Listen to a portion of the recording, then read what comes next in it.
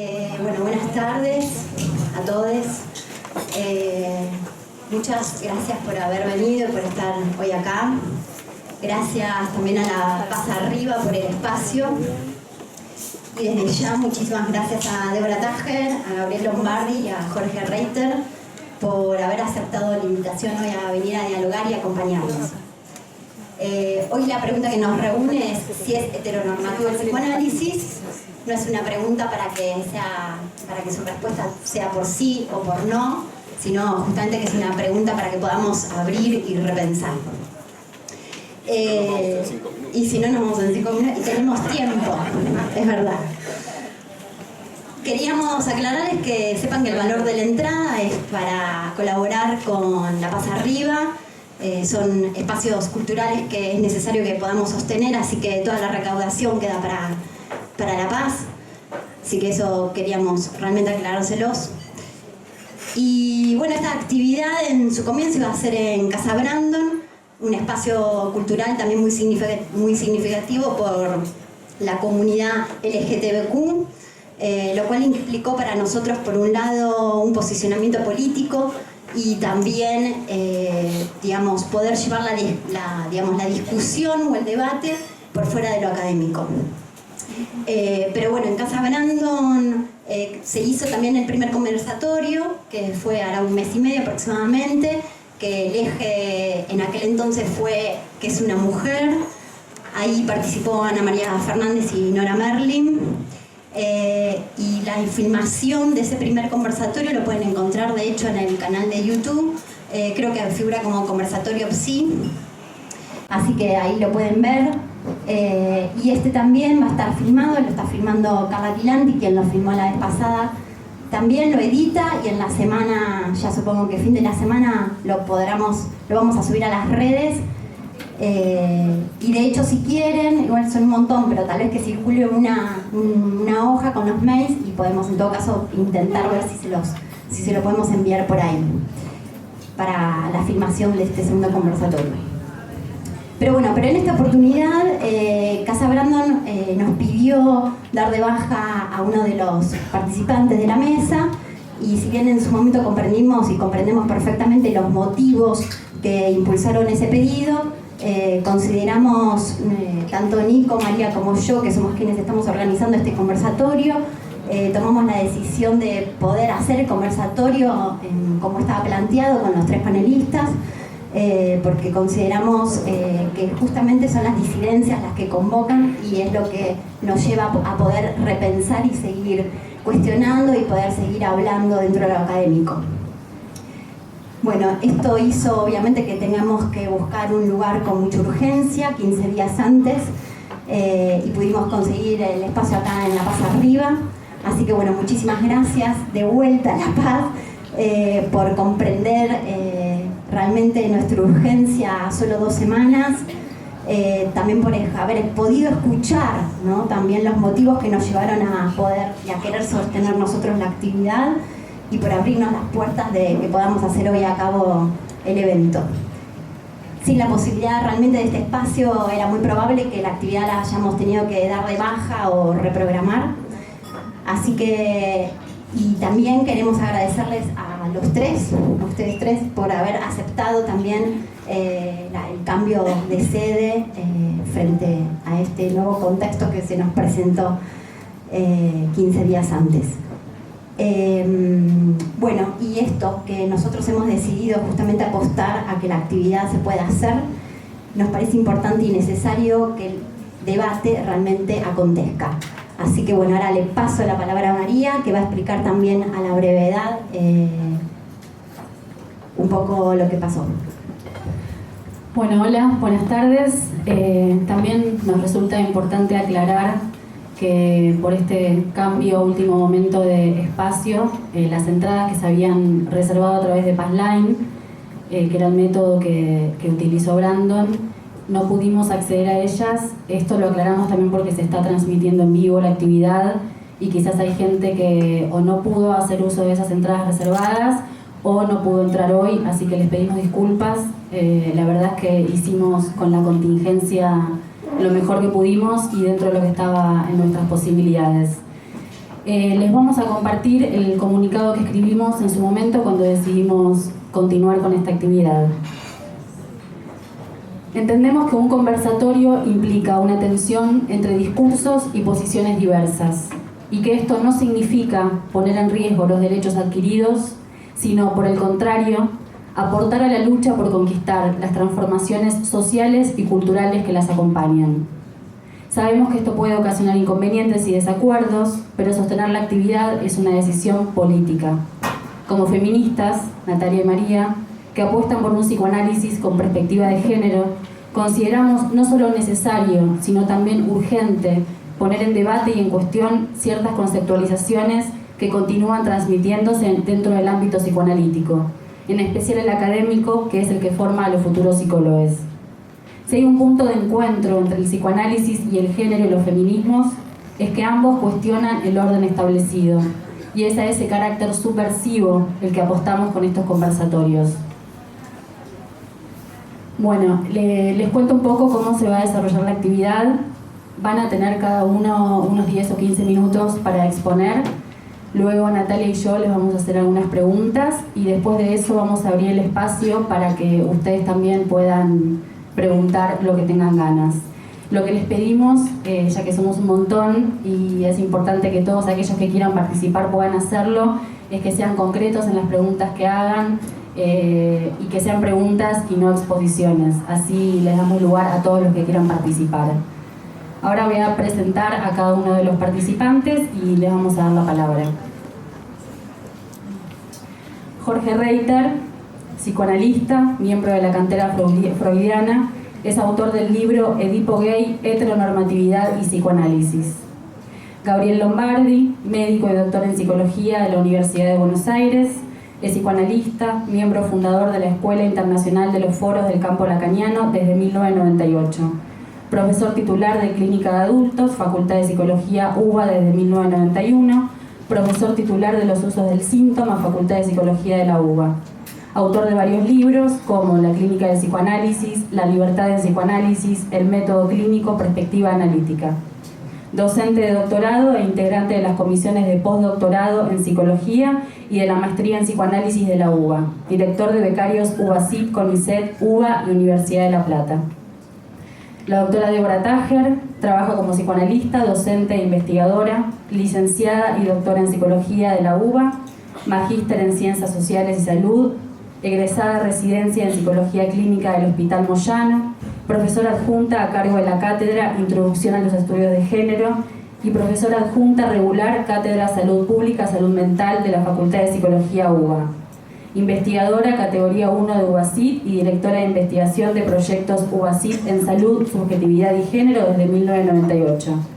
Cofundadora del Foro de Psicoanálisis y Género de la Asociación de Psicólogos de Buenos Aires y miembro de su comité asesor. Es co-compiladora de los libros Psicoanálisis y Género, Debates en el Foro, junto a Irene Meller, y autora del libro Heridos Corazones, Vulnerabilidad Coronaria en Varones y Mujeres. Le paso la palabra a Jorge Reiter.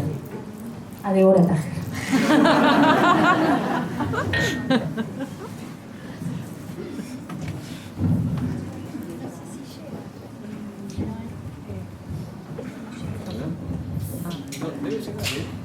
¿Sí? Reiter y Tajer seríamos como Iceberg y Goldberg, ¿no?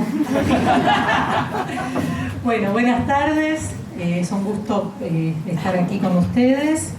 Y bueno, me parece que todo lo que nos ha precedido y además la cantidad de gente desde las 3:30 de la tarde esperando auspicia un lindo encuentro y un debate que me parece que nos debemos y está muy lindo tenerlo. Bueno, con respecto a la pregunta, si el psicoanálisis es heteronormativo, yo diría que estaría haciéndolo. ¿Sí? Y subo la apuesta, no solo heteronormativo, sino patriarcal y colonial. ¿Sí? Entonces, en ese sentido, digo, estaría haciéndolo y además puede hacer cosas mejores, digamos, o sea, con lo que tiene puede hacer mejores cosas que algunas cuestiones que está haciendo. Con lo cual, creo que tiene arreglo. Bueno. Dicho esto, me parece que no hay un solo psicoanálisis, ¿sí? Esto también hay que decirlo.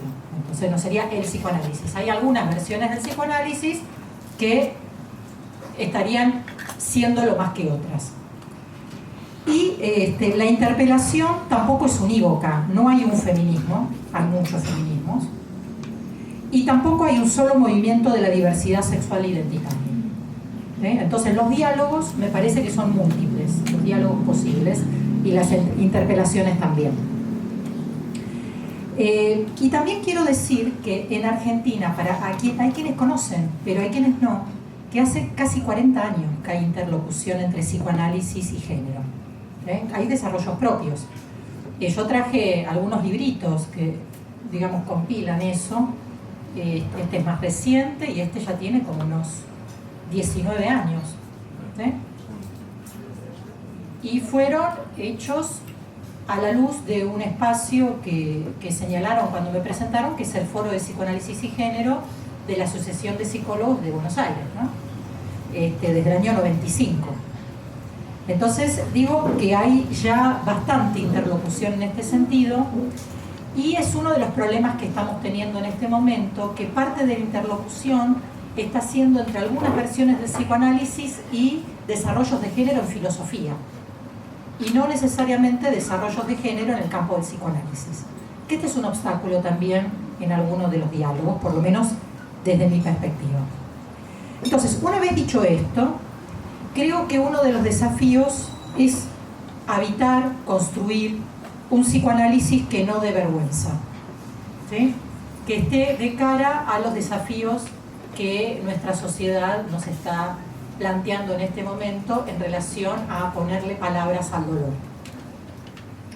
Yo creo que si no lo hacemos, me coloco también en el campo en ese sentido, hablo de nosotros o nosotres, como quieran, porque si no lo hacemos, un campo que fue vanguardia en su momento puede quedar ligado a lo más conservador de esta época, ¿sí?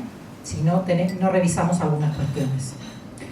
Dos ejemplos de esto es que leo a algunos colegas que en la interpelación a los estudios de género hablan de ideología de género y de ideología de derechos humanos, que es precisamente los conceptos que los sectores más conservadores de nuestra sociedad están teniendo en relación a todo lo que tiene que ver con el avance de los derechos. Pero también hay un problema que tiene el psicoanálisis que no lo tiene otras disciplinas en el campo de la salud mental o otras corrientes teóricas. Y es que muchas de sus construcciones teóricas y formulaciones están atadas a modos históricos de las relaciones de género. Entonces, necesitamos un trabajo muy fuerte, deconstructivo, en términos de Derrida, de qué es lo que se sostiene y qué no se sigue sosteniendo.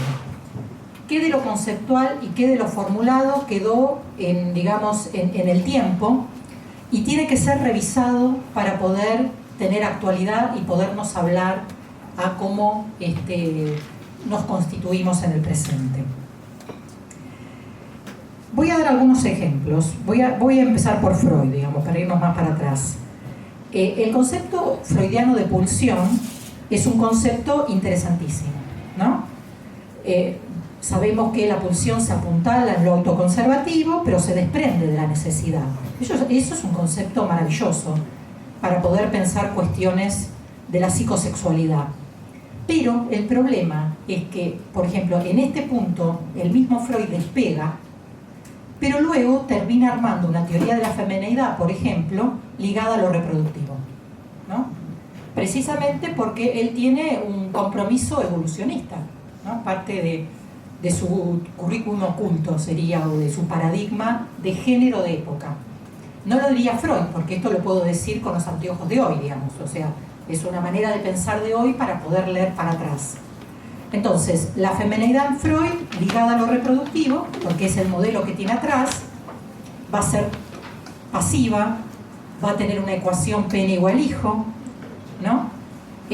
Va a hablar de masoquismo primario, va a decir que de las tres salidas, la más interesante o la deseable es la que arma la equivalencia pene igual hijo, la maternidad como algo que viene a restaurar una falta originaria, ¿no? O sea, algo que viene a dar eso que no se tiene. Por otro lado, también dentro de la misma teoría freudiana, esto lo estoy dando a modo de ejemplo, podríamos hablar de muchos otros temas, ¿no? Su teoría de la sexualidad no amarra el objeto a la pulsión, pero muchas de sus intervenciones son en la línea de garantizar, como decíamos antes, lo reproductivo. Y porque tiene que garantizar lo reproductivo, se filtra lo heteronormativo. Y ahí también se entra en uno de los capítulos más negros de la historia del psicoanálisis, que vi que Jorge, que me acaba de regalar su libro, lo pone en la primera página, ¿no? Hice mi consulta de solapa. Claro, bien de solapa, ¿no? Pero yo lo había puesto que en 1921 hay una de las partes de la historia negra del psicoanálisis, que es esa circular interna, que después supongo que vos la explicarás mejor, donde de alguna manera se termina prohibiendo que los homosexuales puedan ser analistas. Y esto desde una idea de que pueden pervertir pacientes, ¿no? Con una teoría, en algún punto, si bien hay partes de la teoría que no dicen esto con respecto a la homosexualidad, pero terminan, digamos, de alguna manera se termina operando desde esa perspectiva, ¿no? Desde una idea más fenomenológica que metapsicológica, podríamos decir. Y lamentablemente esto no quedó en el pasado, porque esto todavía sigue teniendo vigencia. Nadie lo formularía de esta manera, y han habido cambios, ¿no? Vos lo señalás también en tu libro, pero de algún modo, y esto lo leí recientemente en un colega francés que es Tamia Yuch, que todavía sigue habiendo como una gran bolsa de las ideas con respecto a la perversión, donde están ubicadas en la misma bolsa ciertas prácticas, que es la sexualidad no hetero, de posiciones perversas, de no reconocimiento del semejante. Y parece que todavía no estarías totalmente... ¿Cómo estoy de tiempo? ¿No estoy bien? Ah, bueno. Todavía eso sigue estando dentro de del mismo grupito, por decirlo de alguna manera. Y de hecho, hay algo que es una evidencia fáctica. Hasta el día de hoy, salvo raras excepciones, ningún analista o ninguna analista que quiera recibir pacientes va a decir abiertamente en ninguna institución que es gay o lesbiana. Esto es algo que casi no se hace, salvo que solamente se quiera recibir psicóticos o adictos, que no está mal, nada en contra. Pero digo, hay algo que sería como un estigma todavía de agenda oculta. Nadie, insisto, nadie lo escribiría, nadie lo diría abiertamente, pero de alguna manera circula algo en respecto a esto. Con lo cual, hay algo de 1921, de esto vergonzante, que sigue teniendo vigencia, aunque esto no se diga de esa manera. También hay todo un capítulo, y ahí ya voy más a lo contemporáneo en términos teóricos, de cómo se considera lo trans.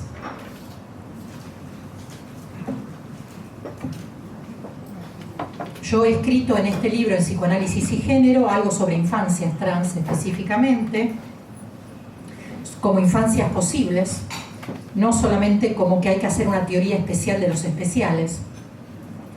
Y fundamentalmente,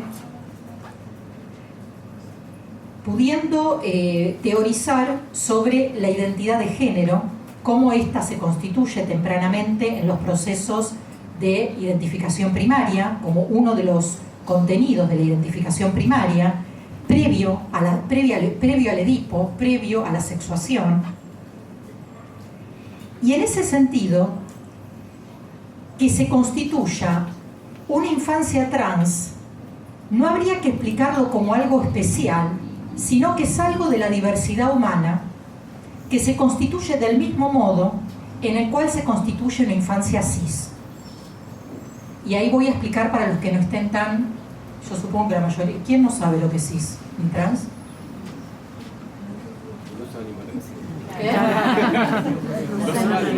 No se van a animar a decirlo, entonces lo digo. Lo digo. Entonces, lo trans sería, hay como dos modos en los cuales circula qué es lo trans. Uno sería alguien que tiene una identidad o arma una identidad que no se corresponde, entre comillas, con los genitales. Digo entre comillas porque Butler ya diría que los genitales siempre son significados, ¿verdad?